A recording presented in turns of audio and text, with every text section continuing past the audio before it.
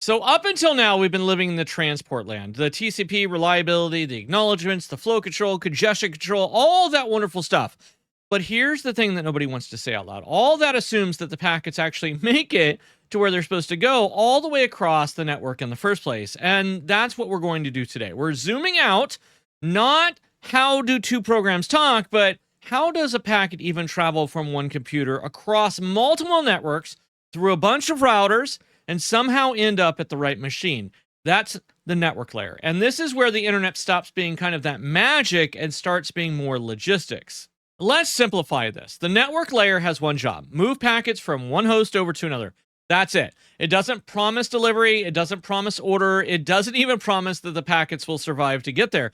It just tries. And honestly, that's kind of a beautiful thing. Every packet carries the destination address. Routers look at it and go, okay, you're not for me, go to the next hop. And that's the whole vibe. Step by step, router by router, no grandmaster plan. They're just forwarding the packets along. Where students usually get tripped up is the transport layer. That's process to process communication. The network layer, on the other hand, that's host to host communication. Think of it like this. Transport cares about which program gets the data. Network only cares about which machine gets the packet. The network layer doesn't know if it's a video call, a file download, or if you're doom scrolling at 2 a.m. on TikTok. It just sees destination IP, cool, moving you closer. That separation is intentional, and it's very powerful in the network layer.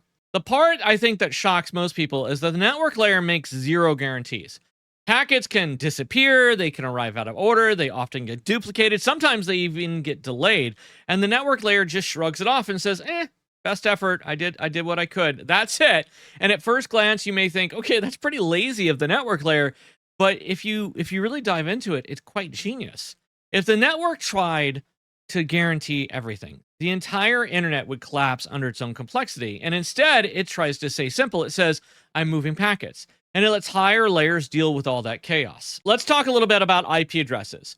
These are logical addresses, not physical, not hardware-based. They're structured, and that structure matters. Because when you're routing billions of devices, you cannot memorize them each individually. Imagine trying to remember every house in the world instead of just using the country, the state, or the city. And don't forget that zip code. Right? That's what hierarchy gives us.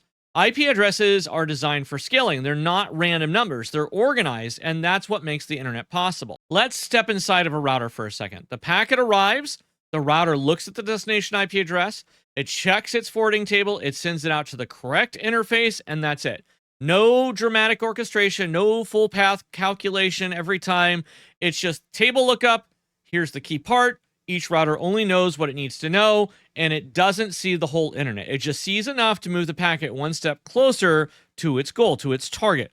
Global connectivity emerges from those local decisions, and that's kind of insane when you really kind of think about it. Now, here's where everything gets a little bit interesting. If there was only ever one path between two machines, we wouldn't need routing. But that's not how the internet works. That's not the real world. There's multiple paths. Some are faster, some are more congested, some just routinely fail. Now routers have choices. And once that you have choices, you kind of need that coordination. Routing is how routers agree on which path to use. Without routing, forwarding tables would be chaos. Packets would wander like they're lost at IKEA, and routing gives us that structure of the movement. So zooming out, the network layer moves packets between hosts. It makes best effort delivery, it uses logical addresses, and it relies on forwarding at every router.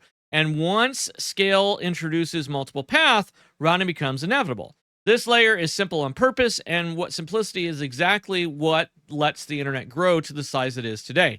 Next, we're going to separate forwarding and routing because they're absolutely not the same thing. And that distinction, it starts to change everything you know about the internet.